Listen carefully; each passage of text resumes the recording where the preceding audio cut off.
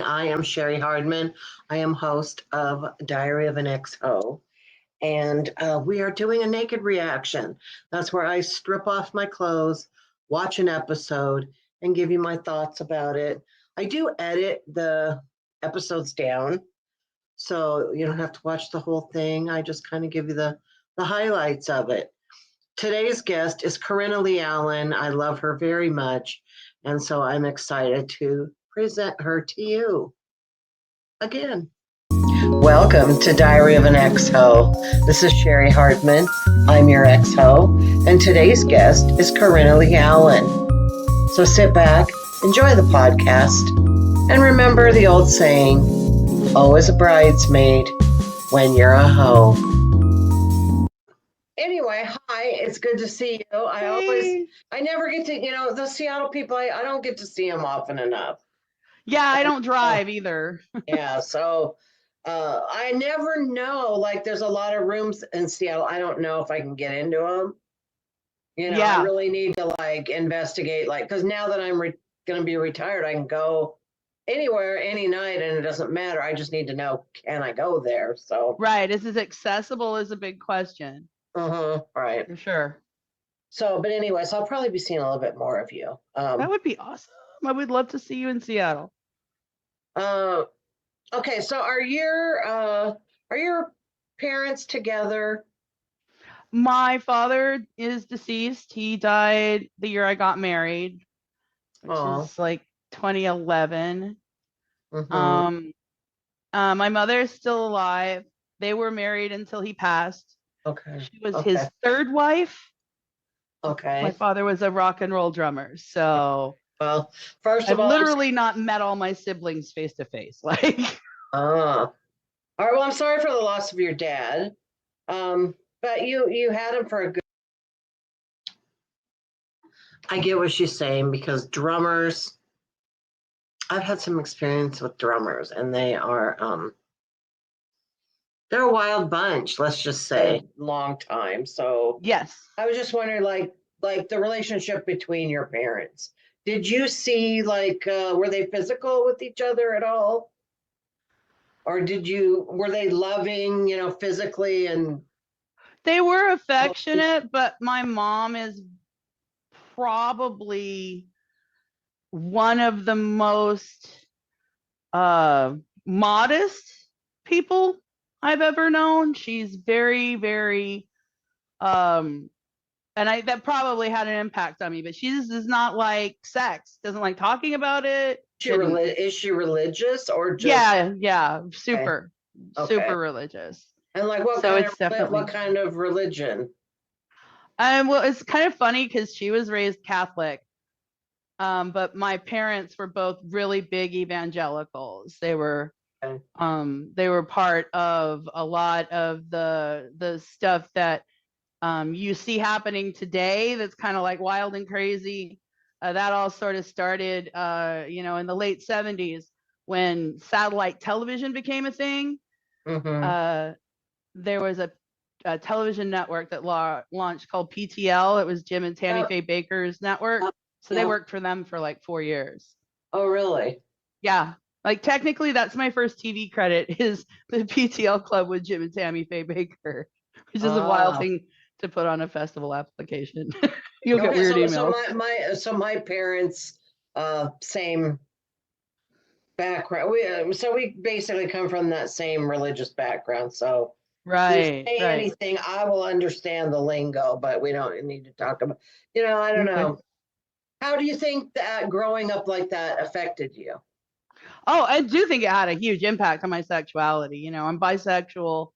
And so it was really, really hard for a long time for me to understand that part of myself because of what I had been taught in that environment and how that environment treats queer people.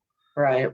So you internalize a lot of really, really bad ideas, a lot of really broken stuff that really stems from patriarchy and oftentimes isn't really even necessarily what the message might have been in some of those scriptures. You know what I mean? It seems like it gets cherry picked and twisted to be like, dudes are supposed to be in charge of you your whole life if you're a girl, and you can only be like this if you're a girl, you know.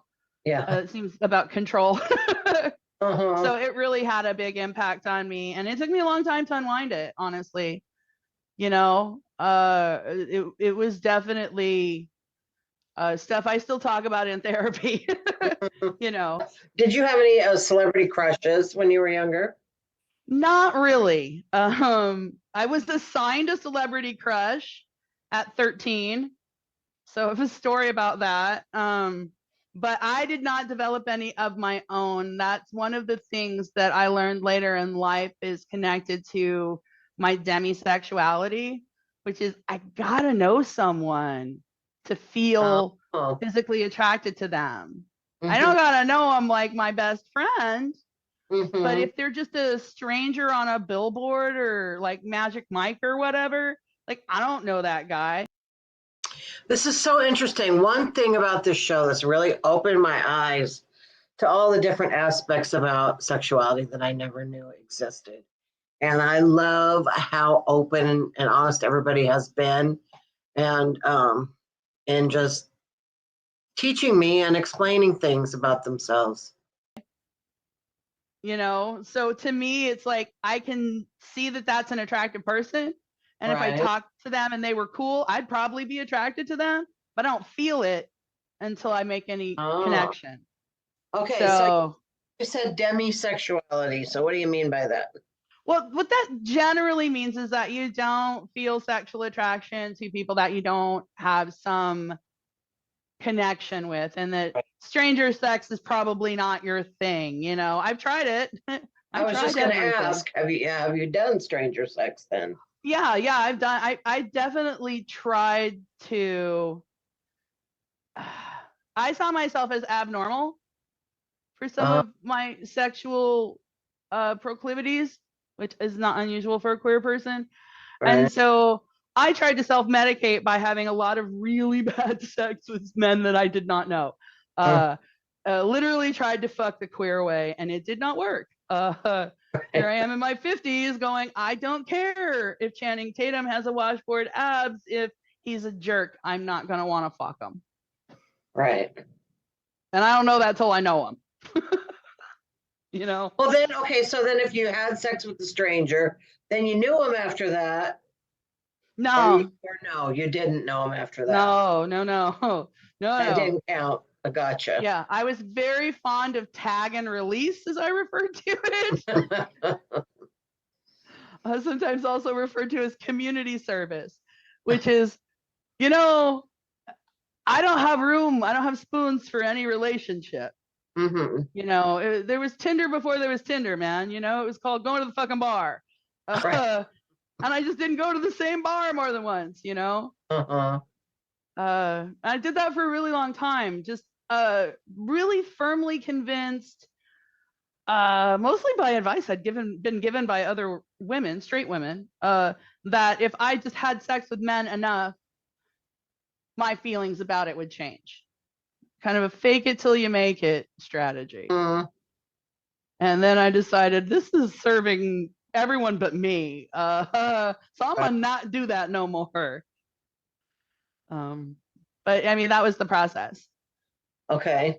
All right. So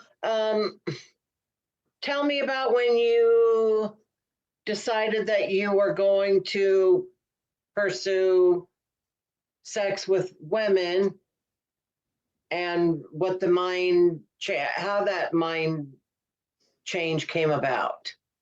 Well, I knew that I'd been attracted to various women over the years, but not very frequently. And I think that's another function of the demisexuality, right? Like, I don't have enough of a personal connection to feel an urge to act. Mm-hmm. I did date a couple of women when I finally decided I just wasn't gonna try to not be attracted to women anymore. I just gave up. Right. But it just didn't work out. And I think that a lot of that was on me. You know, my time in the church and in, you know, the evangelical world that I grew up in, I internalized a lot of really fucked up, homophobic shit. And during my second relationship with a woman, it wasn't very long, I just realized, like, I'm not in a position to be doing this. I'm not mentally recovered from the trauma that I experienced as a child. I don't want to I don't want to hurt someone else. I don't want to vomit up these bad ideas to another woman, you know? Mm-hmm. So I just started going to therapy and not dating at all. Oh. And then I accidentally fell in love with a dude. It's an accident, sorry. He's a saint though, just to be clear. But it just I the desire was there, but I realized early enough, like, I wasn't mentally healthy enough Mm-hmm. to engage in like a serious relationship with another queer woman. Like, I was too messed up. I needed to keep going, you know, start at that point, I needed to start therapy and then keep going for a number of years and be Right, and then figure it out as you go. right.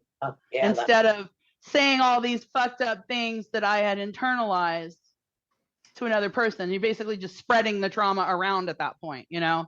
Mm-hmm. So I took myself off the shelf entirely.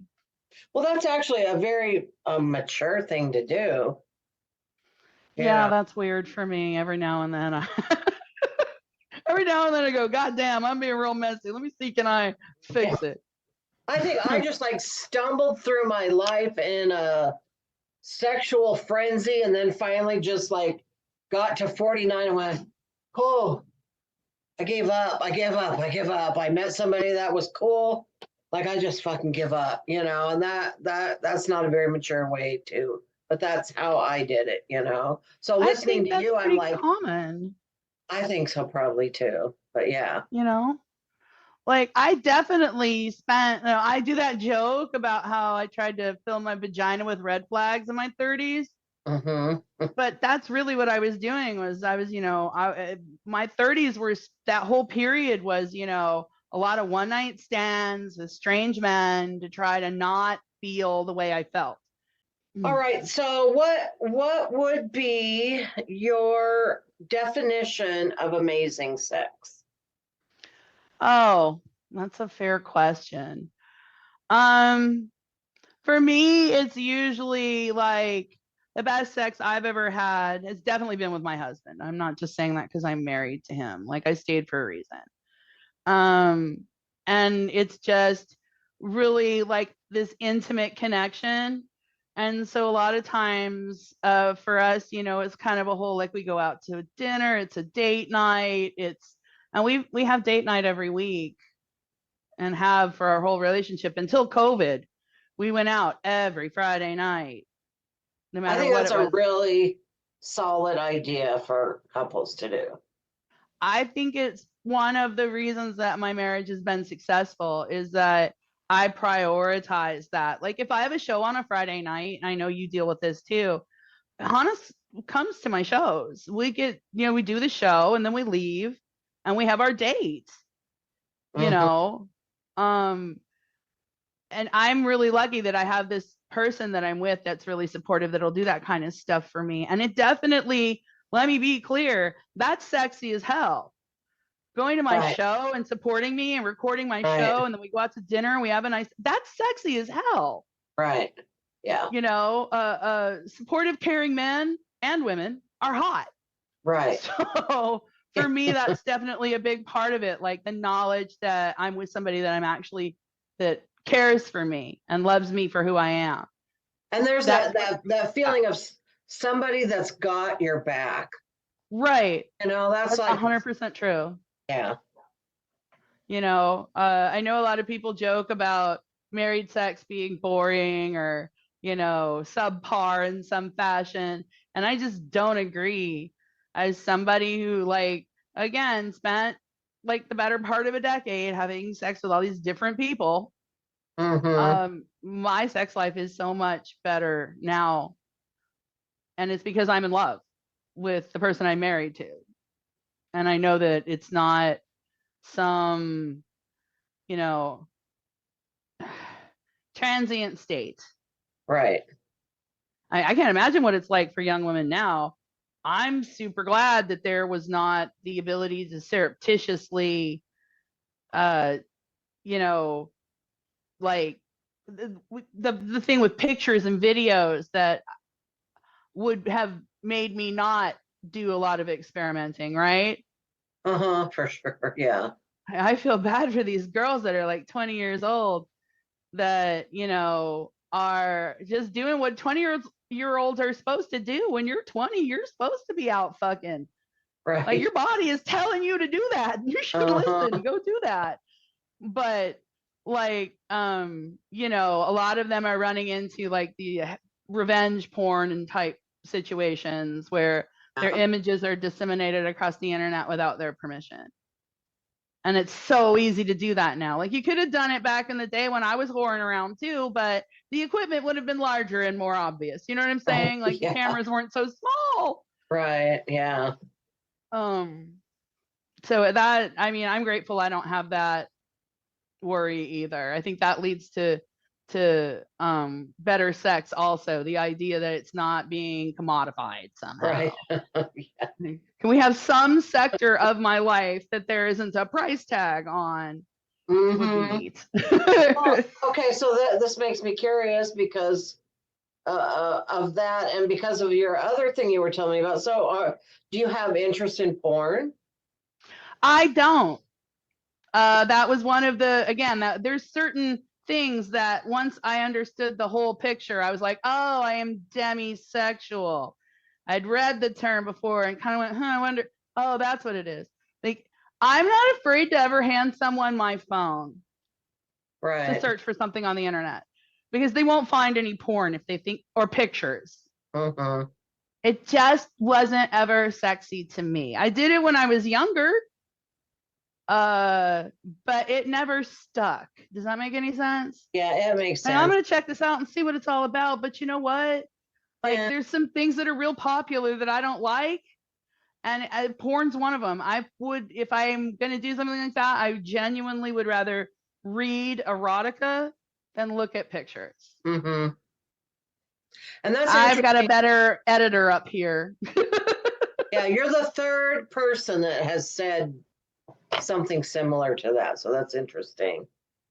I Um, just think it's the male eye that curates a lot of porn, and so I think it's not appealing to me for that reason. I've never tried, like, I know there's porn you can get that women made it. And that might, I just have never bothered, you know? right. Yeah, I've always thought the same thing. Like, I mean, do I use porn like when I really need to just be in a hurry? Sure. But Right. um, the attitudes of how women are treated in porn in general, I can't, I just don't, Yeah, it's not very sexy. I don't Not to enjoy it. me. Yeah. Like, having described what I think is sexy, porn is, like, most of it is kind of the opposite, you know? Now, Mhm. Tamber's told me about some, like I said, there's good porn that's made by women if you want, that. But Right. having, like, sort of tried before and not tried at all in years, like, I don't remember the last time Hmm. I searched for something because I would rather.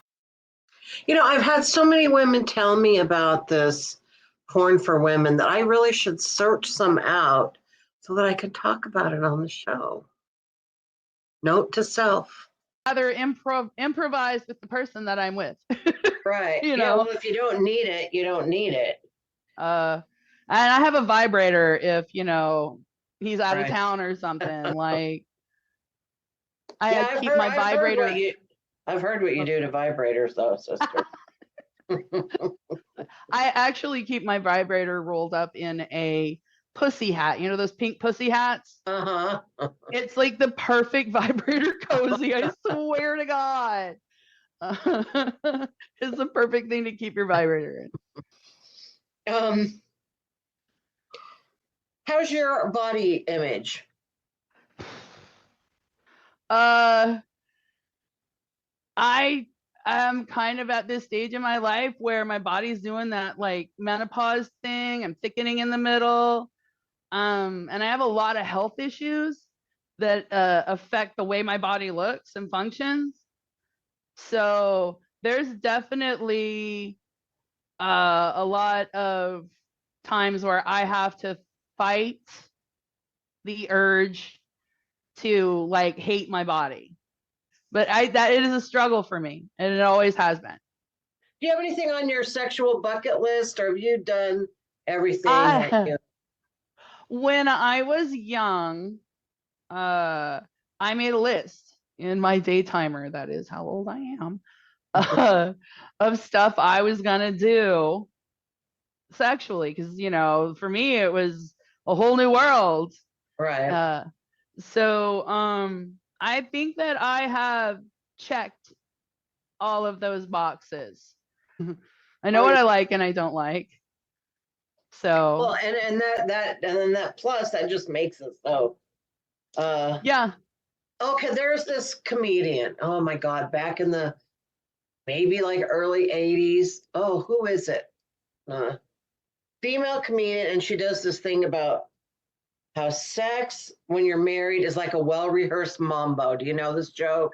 And it's No, like I don't. it's like you do this to me, 1, 2, and I do this to you, 3, 4. And it's like I love that joke. So it's kind of That's great. once you have all that exploration under your belt, it's kind of a time saver in a way. So then you can just do what you like and you're comfortable with, and not that you never experiment after that, but a lot for of that sure. stuff, been there, done that. I'm done. Right. We got out the fruit roll-ups and the pop rocks. And we did all that shit, Right. And I mean, like, look, when I was younger, I had a lot more like really directly sexual material as a comic. Like when I first started doing stand-up comedy at 28, my like first, I don't know, signature bit, right, was this thing I used to do, the 10 rules of sex.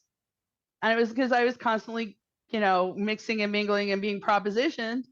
And people were asking me to do stuff that I was off the fucking top not doing. Right. And it's super funny that later in life I did try some of them and I was right. I don't like them. Like what? But what not like? I didn't like anal.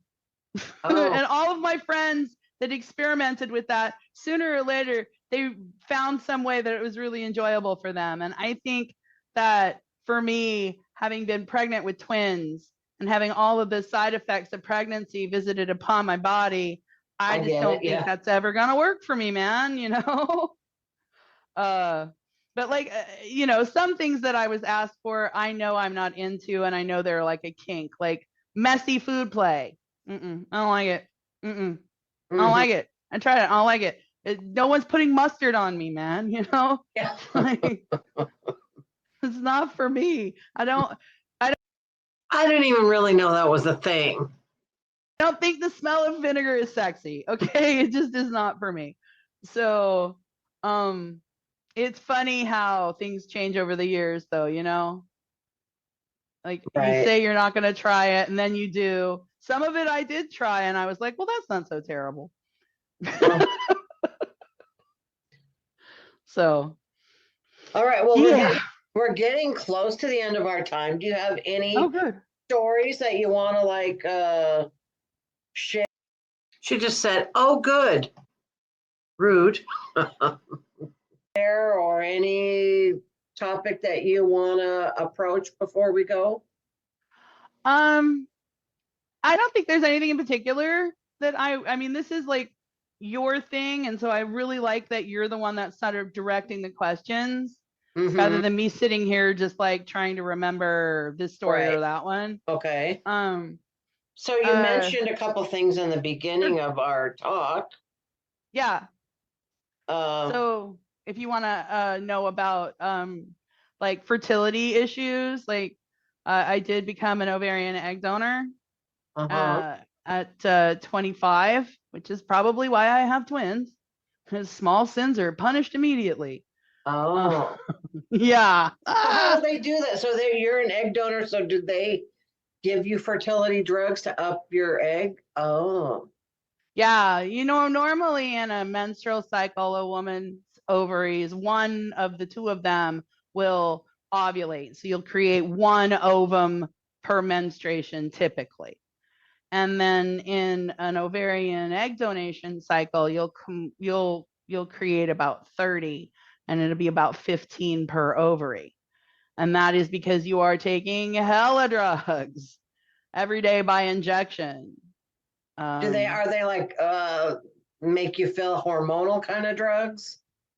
Yeah. I would imagine, yeah. Yeah. Well, the first thing they have to do is they have to get you on the same menstrual cycle as the recipient, right? So if you're making an ovum, they're gonna inseminate it in a petri dish and insert it into a woman, and her body has to be ready to get pregnant.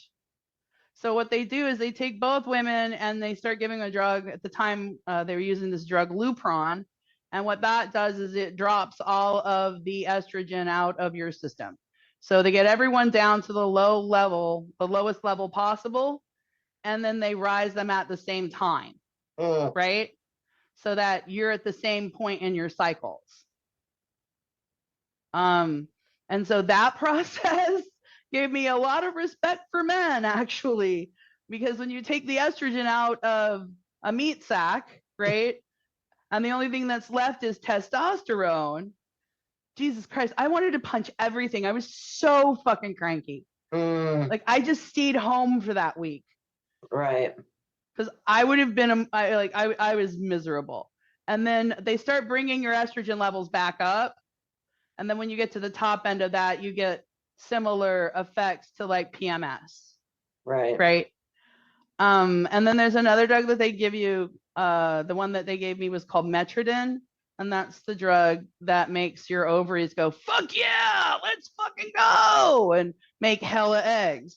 The whole process takes about 3 or 4 weeks by my recollection. It's been a while.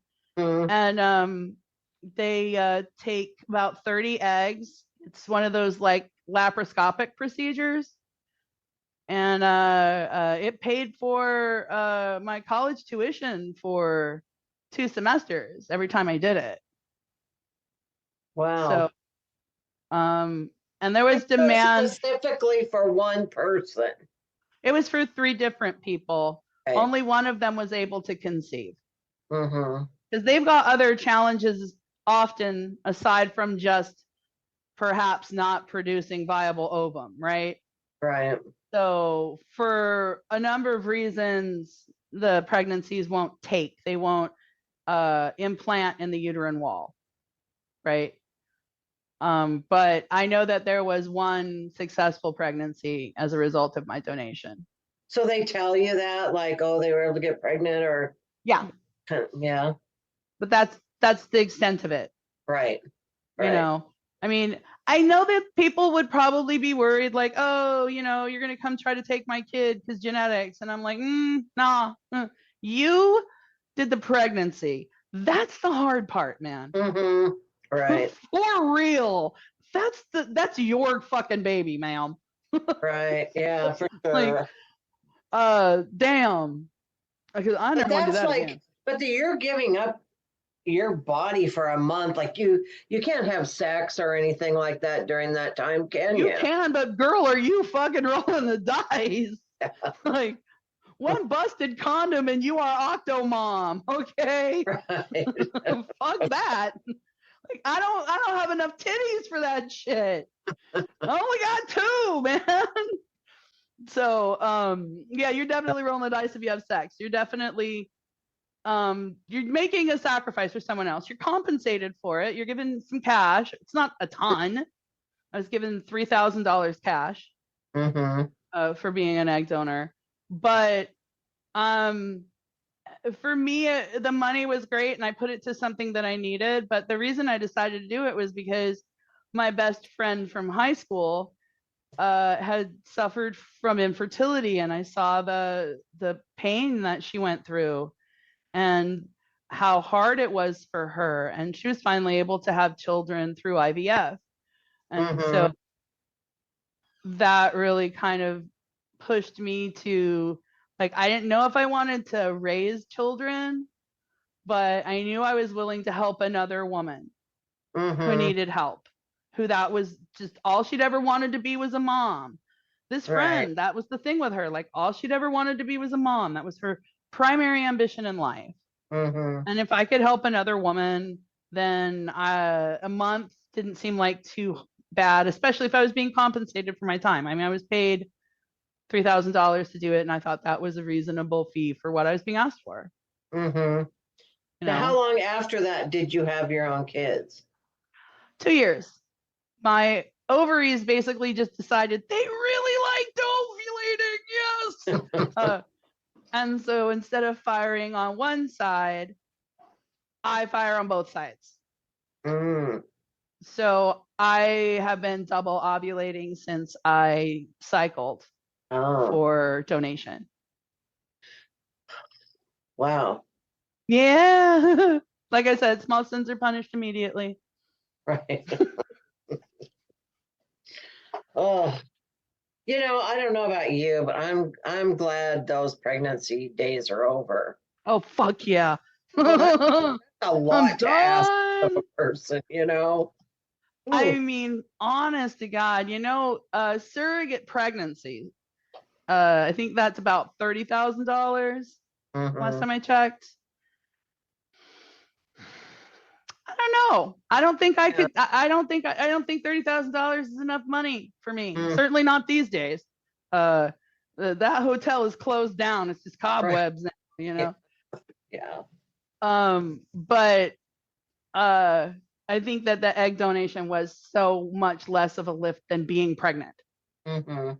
You know. Although at the time I didn't have any idea how hard pregnancy was. I had not been pregnant ever when I was an Right. ovarian egg donor, so I really didn't know. Mhm. But I'll tell you what, one and done for me. Thank you. Well, it was 2 in 1 Yeah, for you, yeah. So that's yeah. you Like did double no, you did double duty. right? Like, look, I gave it the office. I don't know what more the human race wants from me. Mm. you know, fuck. All right. Well, she's a damn delight. I don't care what anyone says. All right. So that was it. Check her out and check me out. Go see some shows. I've got some shows this weekend in Seattle. Got Roast Your Ex at St. Andrew's Pub on Friday night and the Disabled List at Northwest Film Forum on Saturday night. So I'd love to see you at some shows.